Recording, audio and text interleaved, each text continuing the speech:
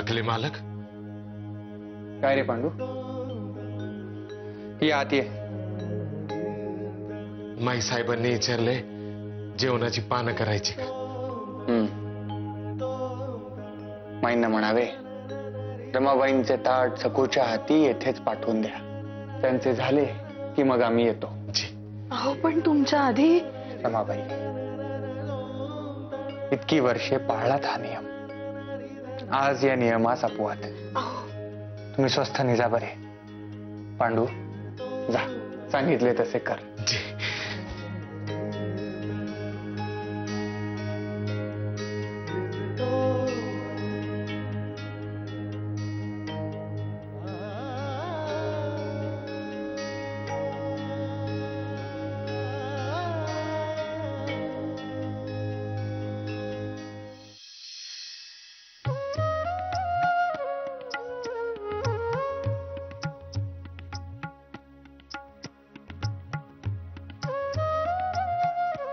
रमाबाई, जरा उठा. या, सावकाश सावकाश.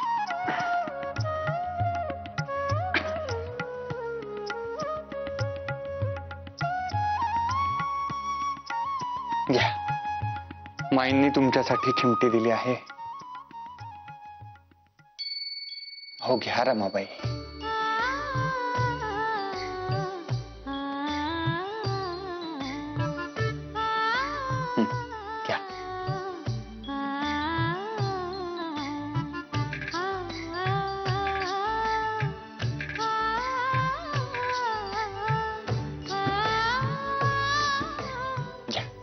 अहो थोडेसे शिल्लक आहे.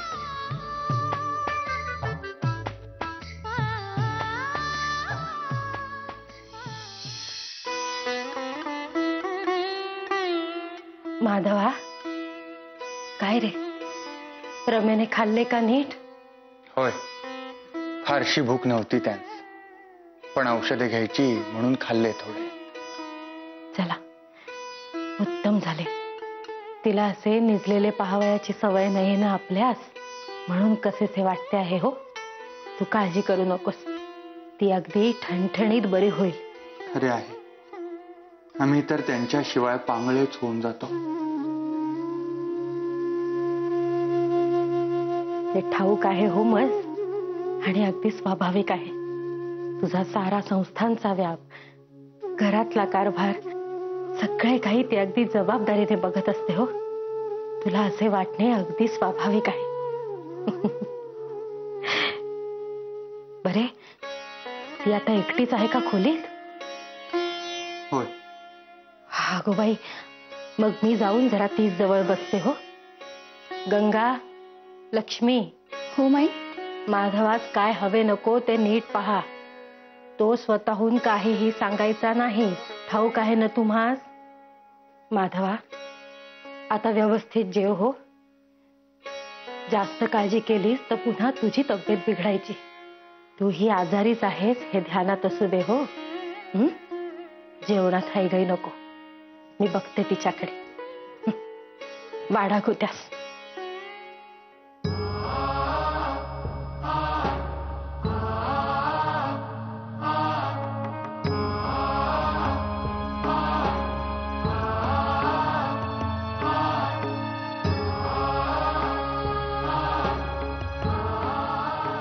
रमे,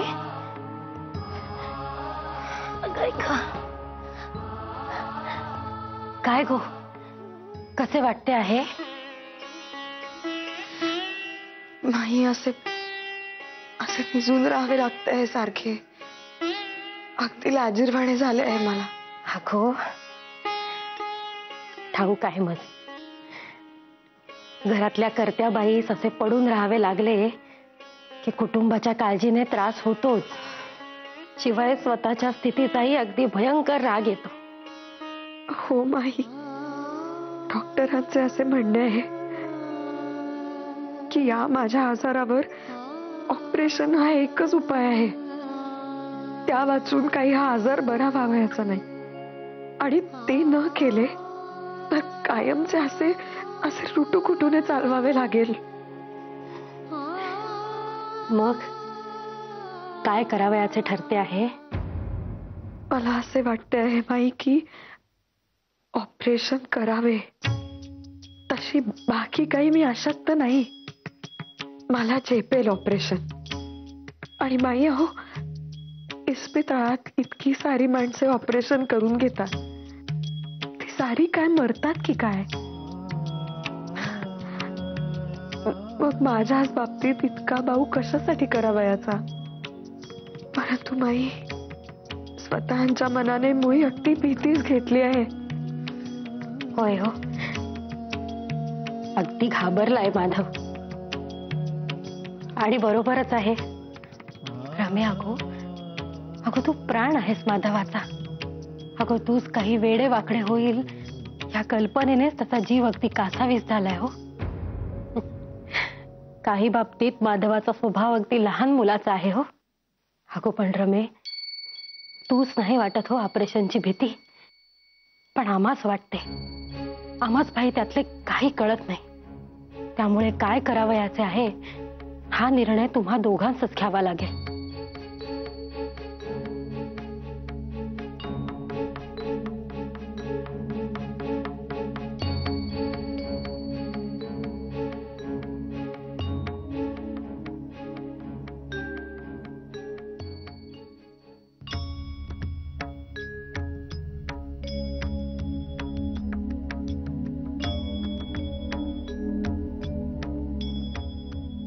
आबा, आम्ही उठू? हो दादा, तू नको खळंबू. सावकाश होते.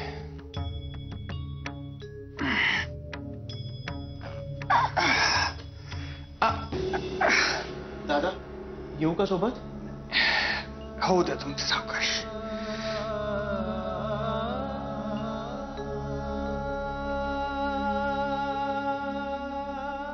दादाचे आज लक्षच नाहीये, जेवणातही नाही आणि बाकीच्या गोष्टी सुद्धा.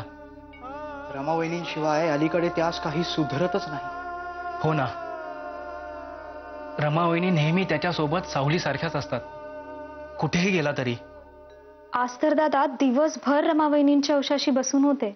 मला तर रमावहिनींचा हेवाच वाटू लागलाय. किती जीव आहे दादांचा वहिनींवर. वहिनी, तुम्ही पडा बघू आजारी. महा बाबा बघा तुमच्या शेजारी उशाशी बसून राहतो का नाही ते? काय बाबा? हो हो. अरे आबा, ही आजारी पडली नाही ना तरीही मी हिच्या उशाशी बसून राहायला तयार आहे. इश्श, अहो कुणी ऐकेल तर काय म्हणेल? माई सासूबाई येतील आता. हो दे, जास्तीत जास्त काय आबासारखा धपाटाच खावा लागणार आहे ना. काय आबा? आबा, गंगावहिनी, तुम्हास आठवतच असेल, गंगावहिनी आजारी होत्या तेव्हा आबा मोठ्या धाडसाने विचारपूस करावयास गेला आणि ताई काकूंचा जोरदार धपाटा खाऊन आला.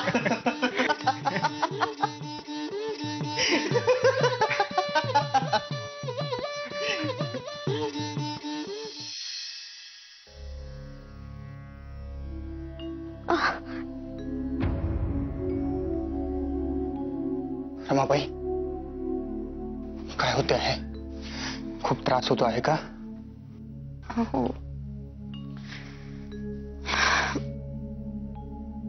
ऐकले मी काय म्हणते? काय हरकत आहे ऑपरेशन करावयास? आणि डॉक्टर म्हणतायत तसे न केल्यास धनुर्वात संभवतो. हो, पण डॉक्टर काहीच खात्रीने सांगत नाहीयेत. नुसतेच अनुमानित बोलत आहेत. धोक्याचे ऑपरेशन आहे रमाबाई. नुसत्याच धाडसाने परवानगी देण्यास मन थजावत नाही. भीती वाटते. अहो त्यात काय बरे भ्यावयाचे? कसली भीती? आणि मला तर क्लोरोफॉर्मस देणार आहेत. तेव्हा कापण्या बिपण्याची इजा झालेली मला काही कळावयाची नाही. येऊन जाऊन स्वतःच पाहणार नाही. तेव्हा येथे न थांबता मन जरा घट्ट करून जरा वेळ दिवाणखान्यात बसावे आणि मला बरे वाटल्यानंतर माझ्या हातून बायकांच्या हिताची 4 कामे झाली तर माझ्या जगण्याचे सार्थक. नाहीतर श्रीमंतांच्या घरात भरजरी वस्त्रे आलेल्या परंतु शरीराने पांगळ्या अशा बायका कणत कुंथत बसलेल्या असतात आणि आपल्या सेवेत 4-2 माणसांस गुंतवितात. ते तसले वैभव नको आहे मला. त्यापेक्षा जीव गेलेला परवडला. रमाबाई, बोलवते तरी कसे तुम्हाला असे? आपलाच हट्ट कायम चालवावयाचा का? दुसऱ्याच्या मनाचाही विचार करावा त्यात. हेच बोलणे जर आम्ही आमच्या प्रकृती संबंधाने केले असते तर केवढे तांडव केले असते. आसवे गाळून गहजप केला असता. ऑपरेशन करण्यातील तसूभराचाही धोका आम्हास किती त्रास देत असे याची पर्वाच करावयाची नाही असे ठरविले आहे का तुम्ही? तुमच्याशिवाय निभणार नाही आमचे रमाबाई. शिवाय या बाबतीत आमचे मन फारच मऊ आहे हे ठाऊक आहे तुम्हाला. तुम्ही नेहमी आम्हास आमच्या डोळ्यासमोर नीटपणाने आणि सुखरूप हवे आहात. तेव्हा एके जागी सारा जन्म बसावे लागले तरी चालेल, परंतु ऑपरेशन करण्यातला धोका नको असे वाटते. एका जागेवर बसून तुम्ही घराची व्यवस्था पाहू शकता, उभारलेल्या कामांस दिशा देऊ शकता, लिहिण्या वाचण्याचा उद्योग तर आहेच. रमाबाई, ऑपरेशनचा हट्ट नको असे वाटते. तुमचा जीव धोक्यात घालणे आम्हास जमावयाचे नाही, नाही जमावयाचे.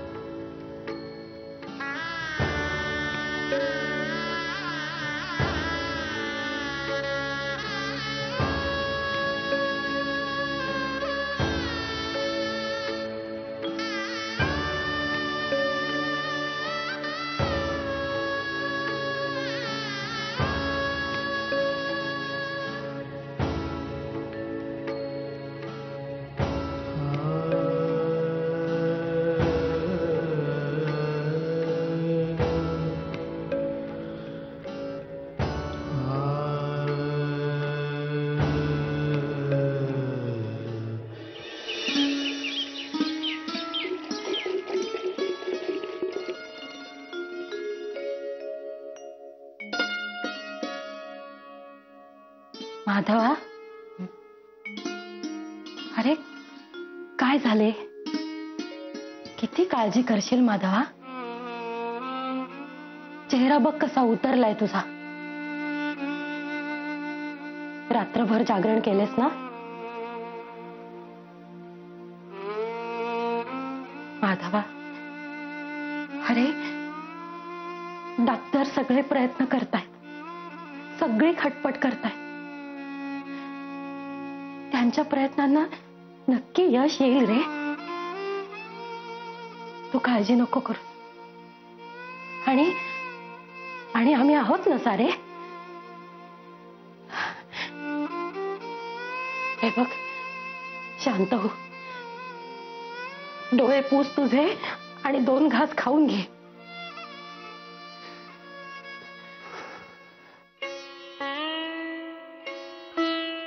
या एका बाबतीत आमचे मन फारच कमकुवत आहे माई. आपल्या माणसाचे दुःख आणि वियोग आम्हास अगदीच झेपत नाही.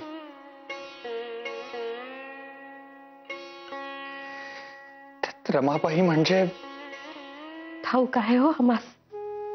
लोकांचा कळवळा आहे म्हणून इतकी कामे करतोस तू साऱ्यांसाठी. अरे जर इतर लोकांचा एवढा कळवळा आहे तर जीवाच्या जोडीदारिणीचा असायचाच हो. खरेच मोठी भाग्यवान आहे रमा. असा सोबती तीस मिळाला.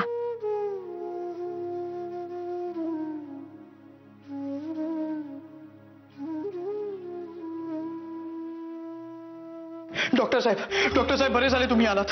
रमावणींच्या पोटात प्रचंड दुखते आहे, त्यांना भयंकर त्रास होतोय. चला पटकन, चला चला चला. नाही ग,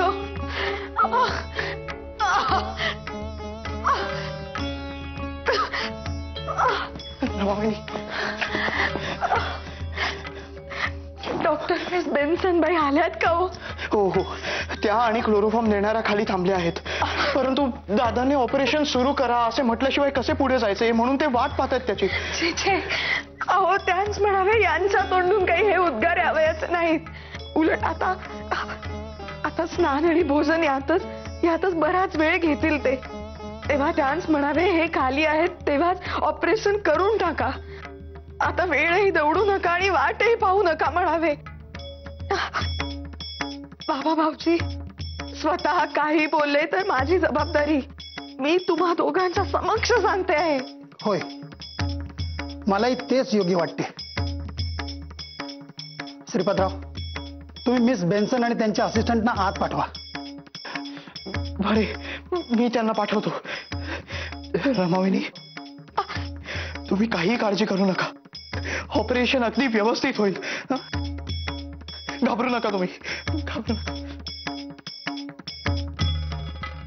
रमावहिनी, चिंता करू नका, सगळं काही व्यवस्थित पार पडेल.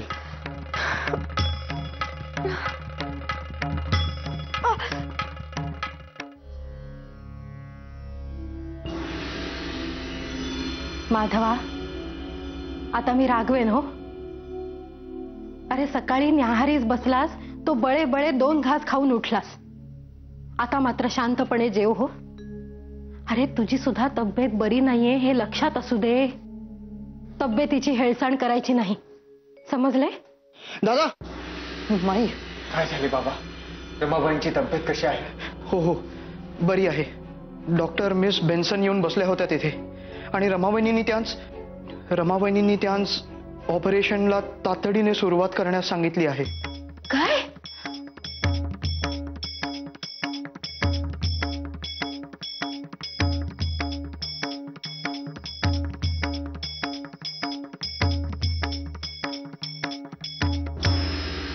दादा, सगळे तुझी वाट पाहत थांबले होते, परंतु रमावहिनींनी सांगितले की त्यांच्याच्याने ऑपरेशन सुरू करा हे शब्द मात्र उच्चारले जावयाचे नाहीत. त्यामुळे वाट पाहण्यात वेळ घालवू नका आणि ऑपरेशन सुरू करा. मग ऑपरेशन सुरू केले आहे त्यांनी. अरे